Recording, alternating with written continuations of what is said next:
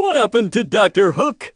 Former members of the Chocolate Papers were George Cummings, Ray Sawyer, Billy Francis, and Popeye Phillips. The six sailed in Biloxi to create their club, Chez Joey, after touring clubs in Mississippi, Alabama, and South Carolina. Dr. Hook's first big break came in 1970 when record producer Ron Halfkind heard a tape of their music, and he invited them to sing Last Morning by Shel Silverstein. Following an invitation to perform at the CBS Records convention in Los Angeles, the band relocated to San Francisco. Shel Silverstein sang Sylvia's Mother for them there, and they decided to include it on their self-titled album, which was released later that year. The initial response was positive, and CBS released Sylvia's Mother as a single. When it was first released, the love song got off to a sluggish start, only making it to the bottom of the Billboard chart before disappearing. Clive Davis, the CEO of CBS Records, was unfazed and determined to save Sylvia's Mother. Davis believed the song had a chance to be a smash, so he placed all of CBS promotional efforts behind it.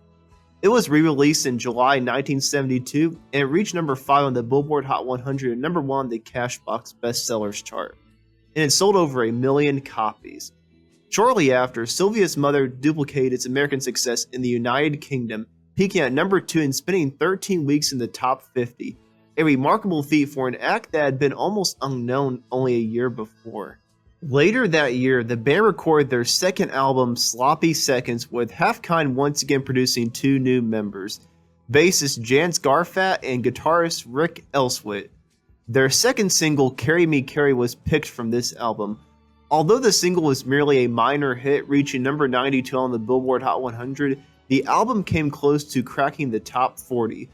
With the release of the cover of the Rolling Stone, another humorous Shel Silverstein ballad from Sloppy Seconds, the band's chart fortunes were restored. The record was a tremendous hit in the United States, reaching number 6 and landed the band on the cover of Rolling Stone magazine in March 1973.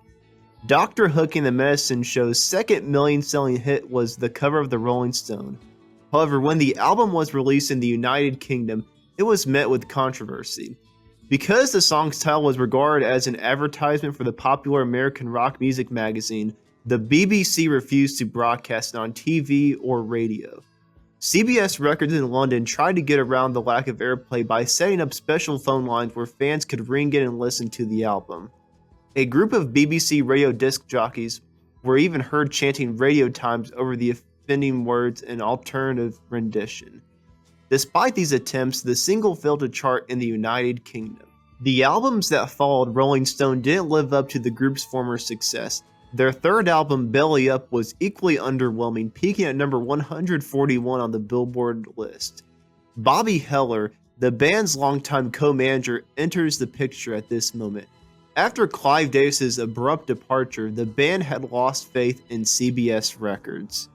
After deciding to abbreviate their name to Dr. Hook, the band was approached by Capitol Records, who expressed interest in them. Dr. Hook was then offered a 1-year contract with the company, making the star of their most successful and musically inventive time. However, their recording comeback was sluggish to take off. Their debut album for Capitol Records, aptly titled Bankrupt, barely reached number 141 on the Billboard 200, although their first single for the company, The Millionaire, reached number 99 in August 1975. Undaunted and with a new drummer, John Walters, the band concluded the year with a UK tour that laid the groundwork for their future success in the United Kingdom. In the United States, A Little Bit More reached number 11 and stayed in the top 40 for 14 weeks. The album was also a great smash in England, reaching number 5 and staying on the charts for a total of 42 weeks. George Cummings left the Hook lineup in the middle of the album's recording. The band performed a benefit concert at Nashville's world-famous Grand Ole Opry and followed it up with more recording sessions in the country music capital, highlighting their country music influences. Another song, If Not You, written by Dennis and taken from the album A Little Bit More, at number 5 in the United Kingdom and spent 10 weeks in the top 50. Sadly, it only reached number 85 on the Billboard Hot 100. Dr. Hook returned to the studios from the first half of 1977 to record their second album, Making Love and Music, while Ray Sawyer worked on a solo album of country songs in the studio next door. They released a second single from the album in late summer. a remake of Walk Right In, which was a number one for the Rooftop Singers in 1963, and Dr. Hook's cover reached number 84. The album, on the other hand, charted in the top 40, and a follow-up single, Shel Silverstein's More Like the Movies, reached the top 20 in the UK in April 1978. Their latest US song, Sharing the Night, from their upcoming Capitol album, Pleasure and Pain, began climbing the Billboard Hot 100 in October 1978. Sharing the Night Together reached number 6 on the Billboard charts, stayed in the top 40 for 4 months, and sold more than 1 million copies. The band's Pleasure and Pain album was released in early 1979 and earned their first gold album, selling over 500,000 copies in the United States alone. Unfortunately, guitarist Rick Elswit was diagnosed with cancer and had to quit the band for a year. Bob Willard Hinkey took Rick's place in the band after Elswit's return. Dr. Hook's second US single, All the Time in the World, from the Pleasure and Pain album, barely reached number 84 in February 1979, but it was quickly followed by When You're in Love with a Beautiful Woman, composed by Even Stevens, which went on to become Dr. Hook's best-selling single. The song was not well received in England, but was re-released by Capitol/EMI after a worldwide success, and Dennis and Ray Sawyer came to London to assist promote it. The efforts of Dennis and Sawyer were rewarded.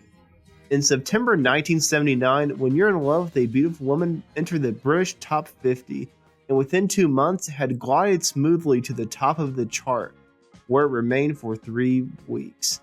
It spent 17 weeks in the top 50, and the song was a tremendous hit for the band in the United States, reaching number 6 on the Billboard chart and staying 16 weeks in the top 40. Dr. Hook opened the new decade with another transatlantic mega song, Better Love Next Time. It charted at number 12 in the United States, where it spent 14 weeks in the top 40, and number 8 in the United Kingdom. Dr. Hook's 6 million selling single, Sexy Eyes, was released 3 months later in March 1980. It was a top 10 hit for the band, reaching number 5 in the Billboard Hot 100 with a total of 15 weeks in the top 40, and it gave them yet another top 10 hit in the UK. And it charted at number 4 in the UK and stayed in the top 50 for 9 weeks. The song was included on the band's most recent album, Sometimes You Win, which charted at number 14 in the United Kingdom and spent 44 weeks in the top 50, earning them another gold disc. Dr. Hook's last major hit track, Sexy Eyes, was an ironic choice. More modest hit singles were released in 1980, including Years From Now, which reached number 47 in the UK and number 82 on the Billboard Hot 100. And Sharing the Night, which stalled at number 43 in the UK 2 years after its American release. Girls Can Get It hit number 34 in the United Kingdom and number 40 in the United States in November of that year.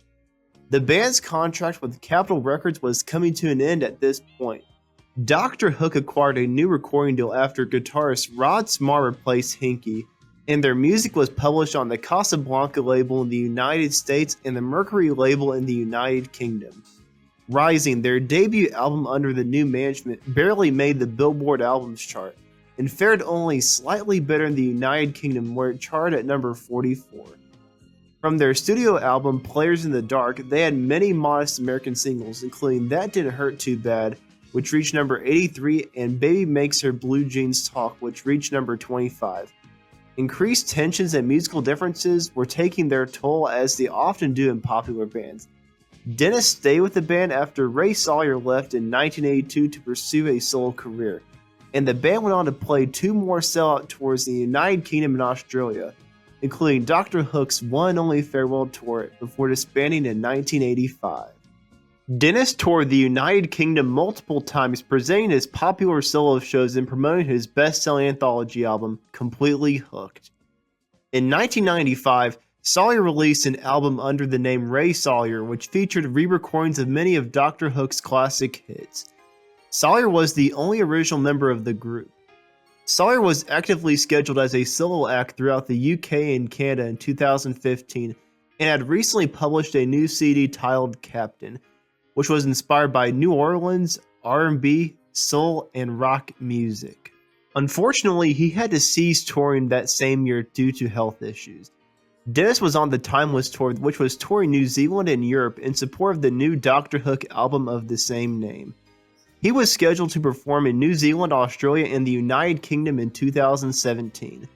In 2019 and 2020, a 50th anniversary tour was planned for Europe, Australia, and the United Kingdom. Ray Sawyer, the band's lead singer, died on December 31st, 2018 at the age of 81 after a brief illness. And as of the recording of this video in early March 2022, George Cummings and Dennis are both alive and well, and both of them still make music to this day. And that's what happened to Dr. Hook. Thank you for watching. Like and subscribe if you haven't already. And let me know, give me some of your favorite Dr. Hook songs, and let me know if you've seen them live in concert. And some of my favorite songs will be on screen, and also there will be a link to my Patreon account on screen as well if you want to support me on there. So thank you again for watching, and I'll see you in the next video.